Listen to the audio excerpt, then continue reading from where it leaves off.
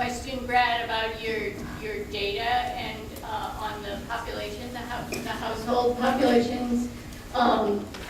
You mentioned that one would need to know the age of the different households, and that information isn't available. Well, But wouldn't some of the married couples with no children and the single people be family, their family have grown and left home, the aging population, couldn't that figure into those the top numbers there that you were indicating might be less stable, but they might actually be more stable in that they would be the people left behind in the countryside or in the mountaintops with no children to help them, in the snowstorm or whatever. An excellent point, and singles could be young people who haven't married.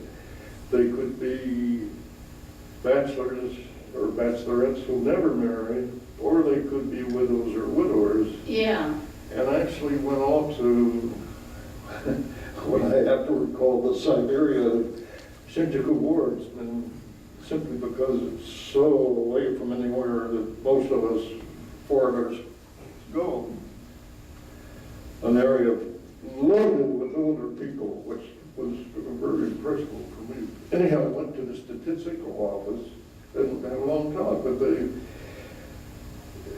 I think this is an example of bureaucratic behavior in which young people were nodding their heads, but older guys, and these were guys, they were getting nearer to retirement and so forth. Well, we've always done it this way, and it's true. In all statistics, if you want to keep continuity,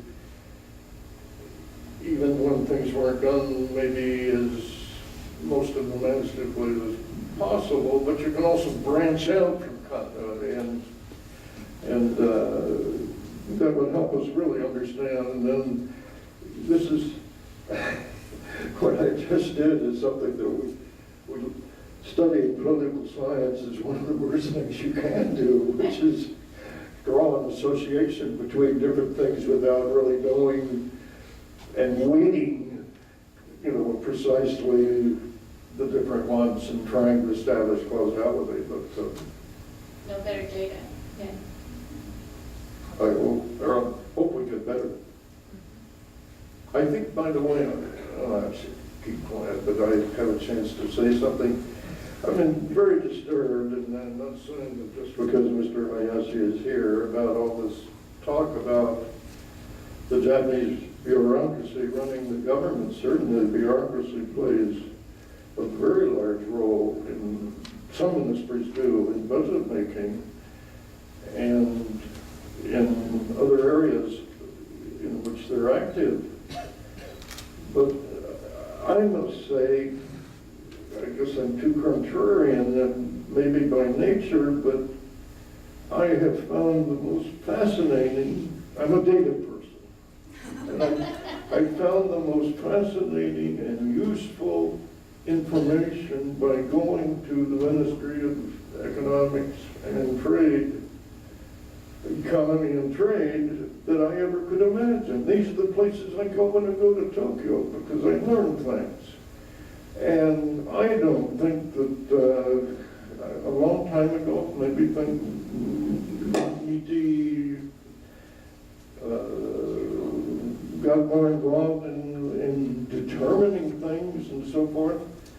I don't know, but as information sources and as sources of statistics of all kinds, the national NIMCON and so forth, I think the bureaucracies are just an excellent, or the ministries are just an excellent thing that Japan has, and you can get information there about more easily than you can here in some areas. And it's so that I get bothered by this kind of loose critique of the bureaucracy. Are some ministries more effective than the others and more valuable? I'm sure. But that's a personal note.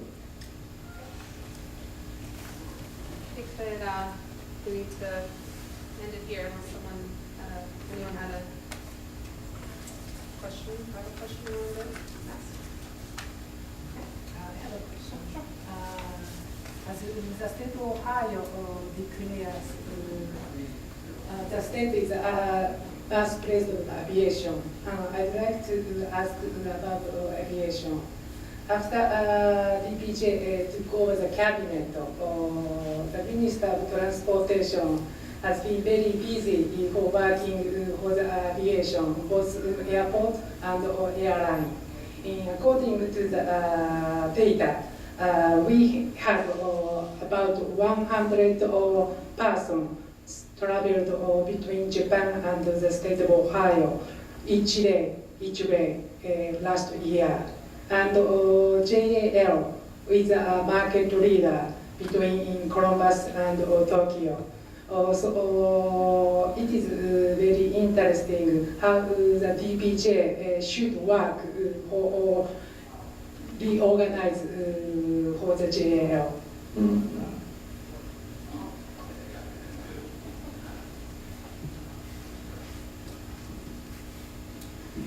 Well, this is one of the most urgent policies which Minister of Transportation and the Infrastructure is facing.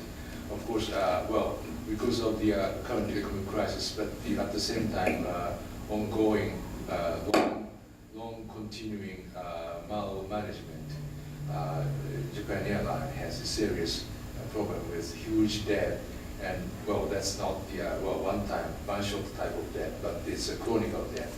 So now consideration is going on how to revive that company.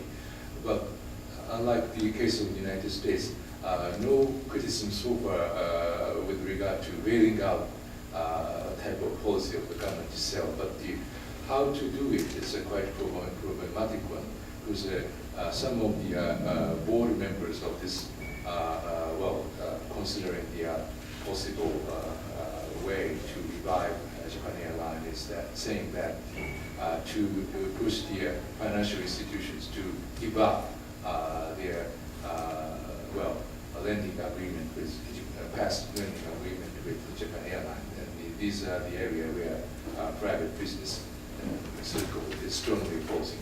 So still, the entire shape is coming out, but it is sort of common understanding inside the new government that the two major airlines will need to be maintained. That means Japan Airlines and the All Nippon Airways. So to keep this two airline shape of the Japanese aviation industry, the efforts will be continued, and eventually some of the conclusion will be coming out very soon, because this is closely related to the budget of the next fiscal year. So without deciding how to bailing out by the government, the budget itself regarding this bailing out case is not yet decided. So it's not very much good answer, but that's the process. Let me just add one final comment. To thank all of you for attending today. My sense is that the issues that Dr. Richardson mentions are huge challenges, and they're understood in Japan. But one of the outcomes of at least, this may not last, but if you're on the ground in Japan, I sense that there is a kind of a bubbling, a kind of a tension, which there hasn't been before as a result of the election. And part of that is that if the DPJ, whether it's a straw man or whether they really believe it, has put into the class of political debate who is going to solve these problems. In other words, is it the bureaucracy or is it the politicians? And to some case, they're trying to grab that. Then there's a counter-reaction from folks who are saying, Japan is a small bureaucracy and a lot of politicians relative to the United States. Why is it that the politicians will necessarily do a better job?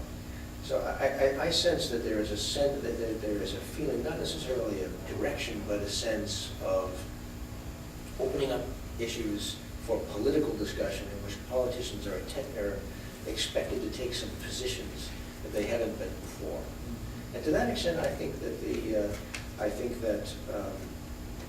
if it is that for the short while, that will be part of the result of this election, is to put these questions into the political arena when they haven't been before. Well, that's an excellent point. It would be excellent if it happened. It would be very good.